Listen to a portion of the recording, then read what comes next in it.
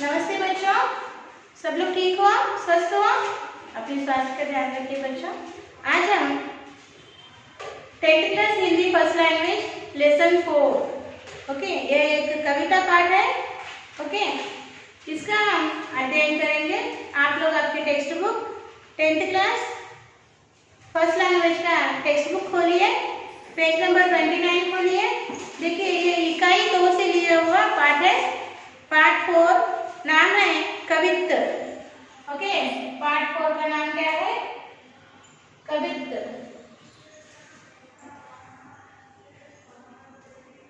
कवित्त इस पाठ का हम अध्ययन करेंगे और इसके लिखने वाले कवि का नाम है पद्माकर। कवि का नाम क्या है? पद्माकर। कवि का नाम है पद्माकर। ओके, इस कवित्त का हम अध्ययन करेंगे। तो चलिए, आपका स्टडी मटेरियल और क्लास बुक बाजू में रख लीजिए और page number Hindi text book 10th class Hindi first language का टेक्स्ट बुक पेज नंबर 29 खोलिए बच्चों। खोला? यहाँ पर देखिए उन्मुखीकरण। उन्मुखीकरण में यहाँ पर एक छोटी सी कविता दी गई है। देखिए, पढ़ रही हूँ, ध्यान से सुनिए।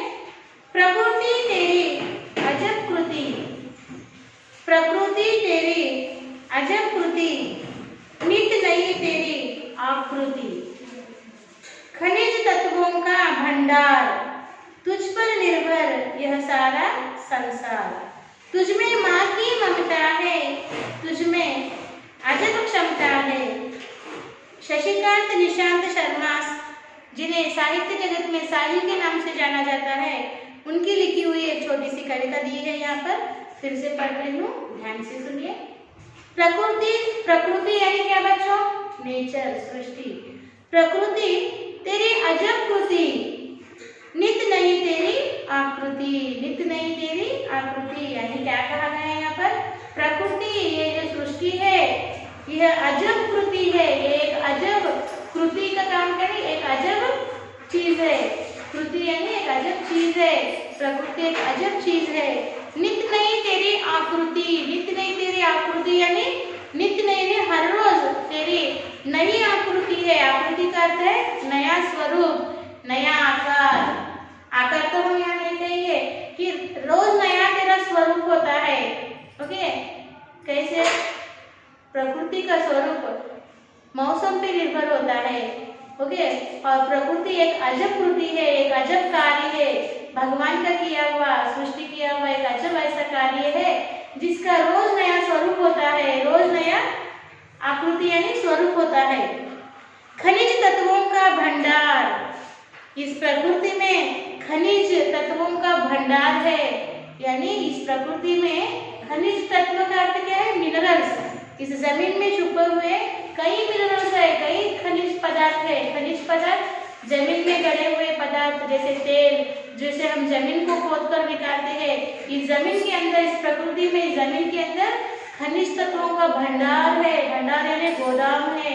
जैसे हम जमीन को खोद कर तेल निकालते हैं, मिनरल सोना चांदी निकालते हैं, हीरे जवाहरात निकालते हैं। इसलिए इससे प्रकृति की इस भंडार को क्या कहे? खनिज तत्वों का भंडार। तुझ पर निर्भर यह संसार, इस प्रकृति पर सारा संसार निर्भर है। डिपेंड, निर्भर होना, डिपेंड। इस प्रकृति पर, इस सृष्टि पर सारा संसार यानी पूरी दुनिया डिपेंड है या नहीं?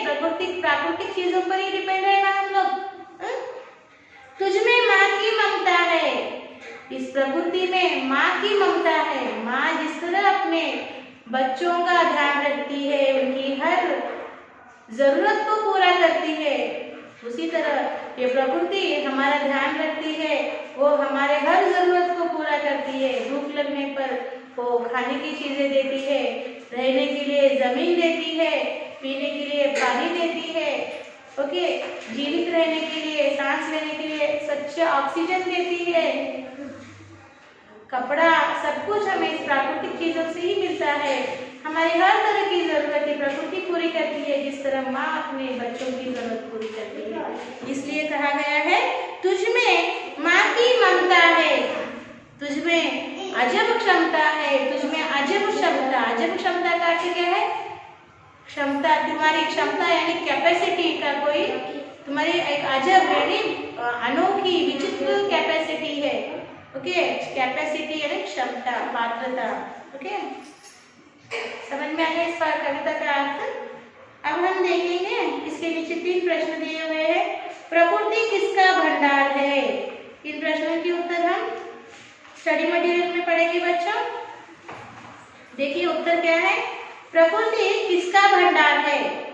तो उत्तर क्या लिखना है बच्चों आपको? प्रकृति खनिज तत्वों का भंडार है। प्रकृति क्या है? खनिज तत्वों का भंडार है। सेकंड क्वेश्चन देखिए, प्रकृति वर्णन में क्या क्या बताया गया है? प्रकृति वर्णन में क्या क्या बताया गया है? तो उत्तर इस तरह लिखना है आपको।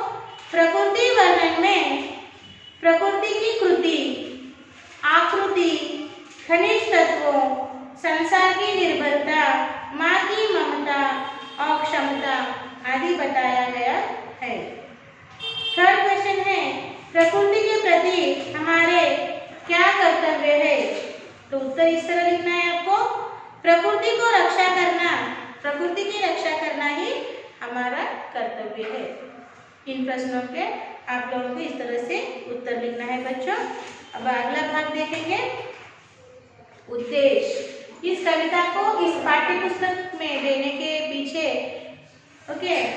क्या उद्देश्य है वो देखेंगे। भाषा अनेक विधाओं में व्यक्त की जाती है, उसी तरह काव्य रचना भी विविध शैलियां हैं। प्राचीन काल में दोहा, चौपाई, सोरठा, सवैया, रोला, कवित्त, पहेलिया आदि के रूप में काव्य सृजन हुआ है। सौंदर्य अनुभूति का विकास करना, कविता के भाव और रस ग्रहण करने में छात्रों की सहायता करना और कविता सृजन में आगे बढ़ने की प्रेरणा देना इस पाठ का उद्देश्य है।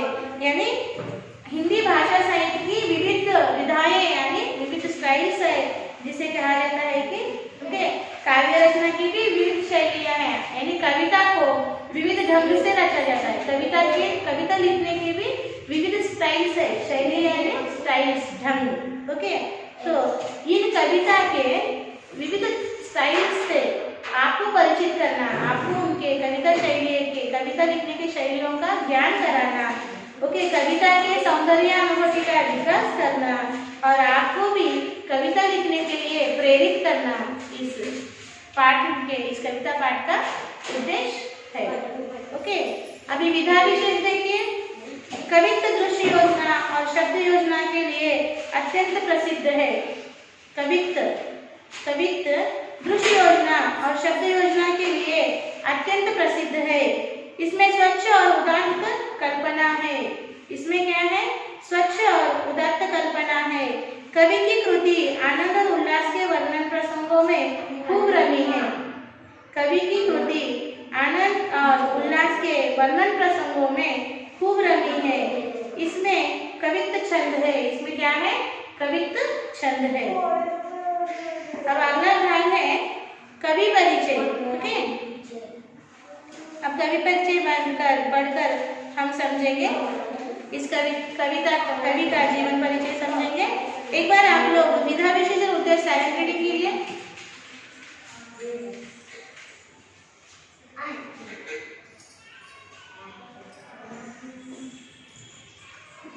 ओके, अभी देखेंगे कवि परिचय। देखिए, रीतिकाल के कवियों में पद्माकर का नाम मूर्धन्य है। वे बांदा उत्तर प्रदेश के निवासी थे। उनके परिवार का वातावरण कवित्वमय था। उनके पिता मोहनलाल भट्ट अच्छे विद्वान और कवि थे। उनके साथ साथ परिवार के अन्य सदस्य भी कवि थे, अतः उनके वंश का नाम कवीश्वर पड़ा गया। उन्हें कवित्व के संस्कार पैतृक रूप में प्राप्त थे। उनकी कवित्व प्रतिभा को देखकर बूंदी के महाराज ने बहुत मान सम्मान दिया और जयपुर के नरेश ने उन्हें कविराज शिरोमणि की उपाधि दी। उनकी रचनाओं में हिम्मत, बहादुर, विरुदावली, पद्माभरण, जगत विनोद, राम रसायन, गंगा लहरी आदि प्रमुख है। देखिए, पद्माकर जी के बारे में यहाँ कहा गया है कि पद्माकर जी रीतिकाल के कवियों में इनका नाम बहुत प्रसिद्ध है। उन्हें मूर्धन्य माना जाता है। ये ये उत्तर प्रदेश के बांदा गांव के निवासी थे। उत्तर प्रदेश में जो बांदा गांव है, विलेज है, उस गांव में रहने वाले निवासी थे। उनके परिवार का वातावरण कवित्वमय था।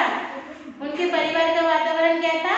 कवित्वमय, यानी उनके परिवार में सब लोग बड़े बड़े कवि थे। जो भी लोग, उनके पिता मोहनलाल भट्ट एक बड़े कवि थे, ओके, और उनके परिवार से जुड़े अन्य सदस्य भी महान कवि रह चुके हैं। इसीलिए उनके वंश का नाम कवीश्वर पड़ गया। इनकी कविता प्रतिभा से प्रभावित होकर बूंदी के महाराज ने इन्हें बहुत सम्मान दिया और जयपुर के नरेश ने उन्हें कवि शिरोमणि की उपाधि से सम्मानित किया। इन्होंने कविताओं में जो जो रचनाएं की है, उनकी रचनाओं के नाम यहाँ पर बताए गए हैं। हिम्मत बहादुर, विरुदावली, पद्माभरण, जगत विनोद, राम रसायन, गंगा लहरी आदि प्रमुख कविताएं। ओके, अभी हम क्या करेंगे, इसका विषय प्रवेश पढ़कर समझेंगे बच्चों। देखिए, विषय प्रवेश पढ़ने से हमें पता चलता है कि कविता में किसके बारे में वर्णन किया गया है। ओके, मनुष्य सामाजिक प्राणी है। समाज पृथ्वी पर विकसित है और पृथ्वी प्रकृति पर। हमारे जीवन में इस दृष्टि की अपूर्व देन प्रकृति है। इसकी प्रशिष्ट वेदों, उपनिषदों व प्राचीन ग्रंथों में तरह तरह से की गई है। इसी भाव को कवियों ने अपनी अपनी शैलियों में सृजन किया है। इस तरह कवि पद्माकर के इस कवित्व में प्रकृति का सौंदर्य बोध होता है। ओके, मनुष्य जो है सोशल प्राणी, यानी सोशल एनिमल कहते हैं ना। मनुष्य समाज में ही रहता है, समाज में ग्रुप बनाकर अपने ग्रुपों के हिसाब से रहता है। ओके, और समाज पर यानी पृथ्वी पर क्या है, समाज किधर विकसित हुआ है? पृथ्वी पर, इस धरती पर विकसित हुआ है। और पृथ्वी प्रकृति पर है। पृथ्वी क्या है? प्रकृति पर है। हमारे जीवन में इस सृष्टि की अपूर्व देन प्रकृति है। हमारे जीवन में ओके, ये सृष्टि की, इस संसार की अपूर्व देन क्या है? ये प्रकृति, ये सृष्टि है। ओके, ये प्रकृति, ये नेचर है जिसपे हम निर्भर यानी डिपेंड होते हैं। ओके, और हमारी हर जरूरत पूरी होती है। इसकी प्रशिष्ट वेदों, उपनिषदों व प्राचीन ग्रंथों में तरह तरह से की गई है। ओके, इस प्रकृति का वर्णन प्राचीन ग्रंथों में, वेदों में, उपनिषदों में, ओके, बहुत पुराने जमाने से इस प्रकृति का वर्णन किया गया है। इसका प्रूफ यानी इसका प्रशस्ति भी दी गई है कि मनुष्य को प्रकृति एक अद्भुत देन है भगवान की।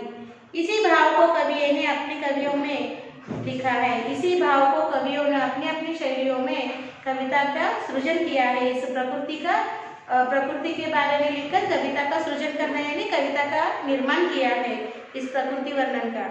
इस तरह कवि पद्माकर के इस कवित्व में प्रकृति का सौंदर्य बोध होता है। सो पद्माकर जी ने इस कवित्व को लिखा है। इस कवित्व में भी पद्माकर जी ने प्रकृति का बहुत ही सुंदर वर्णन किया है, जिसे पढ़ने पर हमें सौंदर्य का बोध होता है।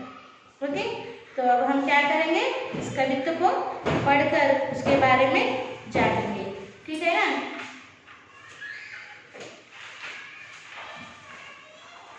देखो बच्चों, मैं पढ़ रही हूँ, ध्यान से सुनिए। ओरे भांति कुंजन में गुंजरत भीर भौर, औरे डौर झौरन पै बौरन के हवै गवै। कहे पद्माकर सु औरे भांति गलियानी, छलिया छबीले शैल और छवि छवै गए। औरे भांति बिहग समाज में आवाज होती, ऐसे ऋतुराज के न आज दिन दवाई गए। औरे रस औरे रीति औरे राग औरे रंग, औरे तन औरे मन औरे बन हवे गए। इसका शब्दार्थ देखिए क्या है। शब्दार्थ, ओके, मैं शब्दार्थ लिख रही हूँ बोर्ड पर, आप स्टडी मटेरियल निकाल कर लिखिए। शब्दार्थ, शब्दार्थ है भांति यानी प्रकार, लाइक शब्दार्थ।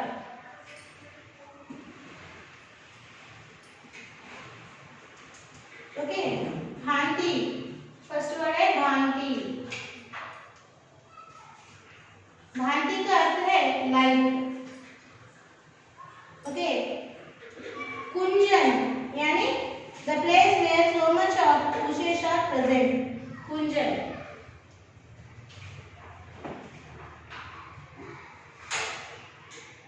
कुंजन का अर्थ है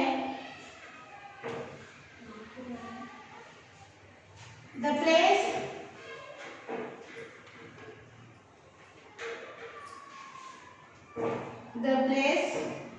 where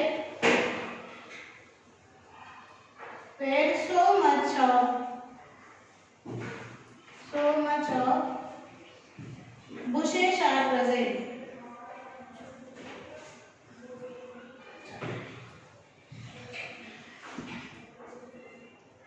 Bushes are present. Okay, गुंजरत, third word is गुंजरत।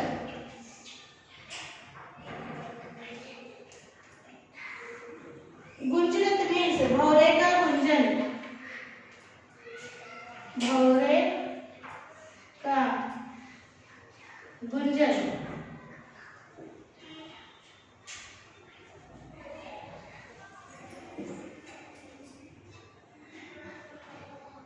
भौरे का गुंजन यानी द साउंड ऑफ बटरफ्लाइज। गुंजरत यानी भौरे का Gunjan, the sound of butterflies.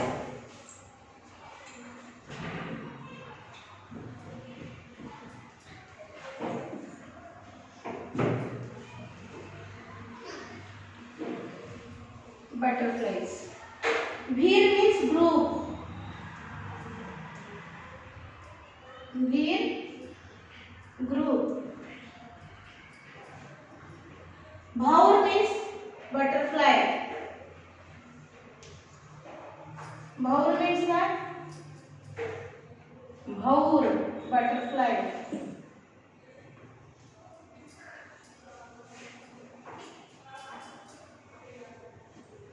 Chhaliya means cheater. Chhaliya. Chhaliya means cheater. Chhavi means beauty. Chhavi, beauty.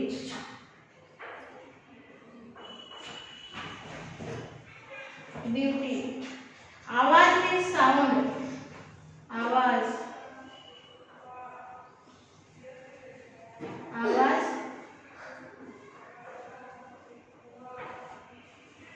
sound. आवाज means sound. रस means happy. रस,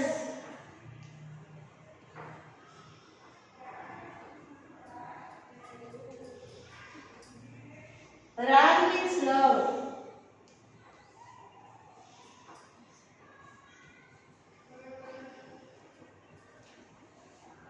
रंग means joy. रंग means joy. Child means beautiful person. Child means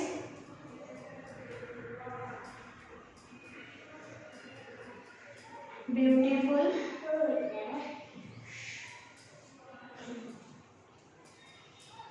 person. Child means beautiful person. So bhanti, like, kunjan. Kunjan means what? The place where so much, the place where so much of bushes are present. Gunjarat means the sound of butterflies. Bheer, group. Bhaur, butterfly. Chhaliya, cheater. Chhabi, beauty. Awaaz, sound. Ras, happy. Raag, love. Rang, joy. Child means beautiful person. So अभी देखिए फिर एक बार मैं कविता पढ़ती हूँ और और फिर उसका भावार्थ समझाती हूँ। औरे भांति कुंजन में गुंजरत भीर भौर, औरे डौर झौरन पई बौरन के हवे गए, कहे पद्माकर सु औरे भांति गलियानी, छलिया छबीले छेल और छबी छवे गए। औरे भांति बिहग समाज में आवाज होती, ऐसे ऋतुराज के न आज दिन दबे गए। औरे रस औरे रीति औरे राग औरे रंग औरे तन औरे मन औरे बन हवे गए। इसका भावार्थ है, बसंत काल आने से प्रकृति का सौंदर्य किस तरह होता है, इस सौंदर्य को कवि वर्णन कर रहे हैं। बसंत आने से, बसंत यानी बसंत ऋतु कहते हैं ना, वही बसंत आने से, स्प्रिंग सीजन।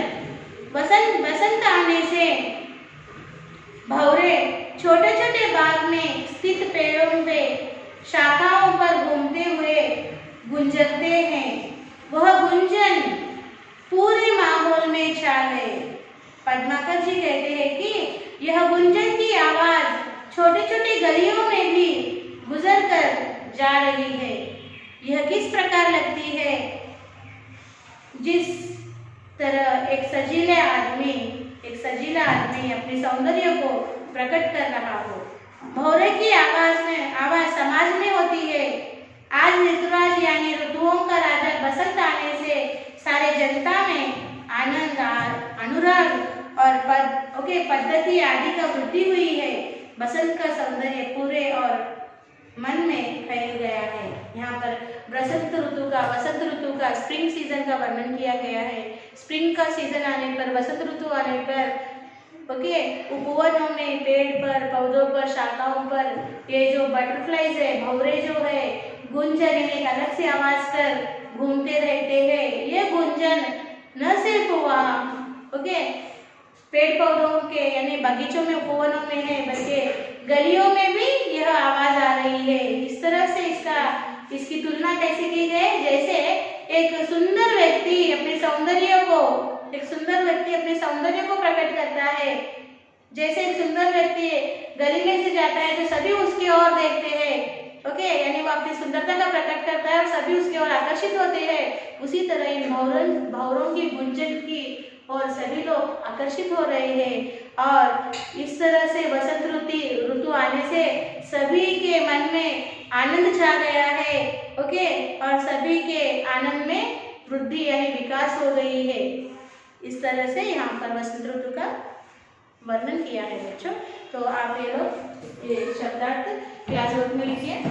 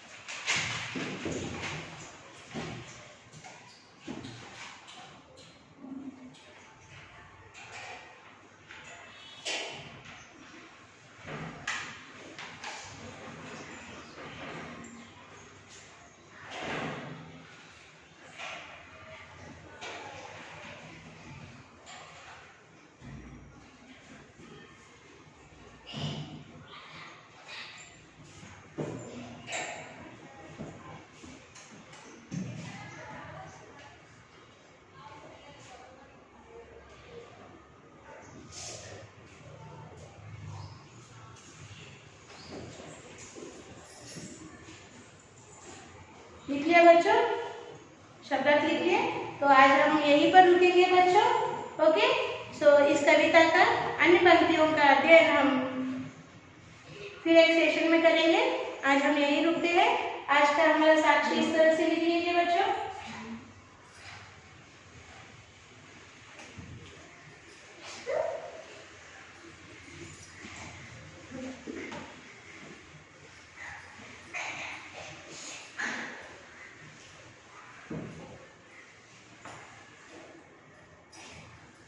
साक्षी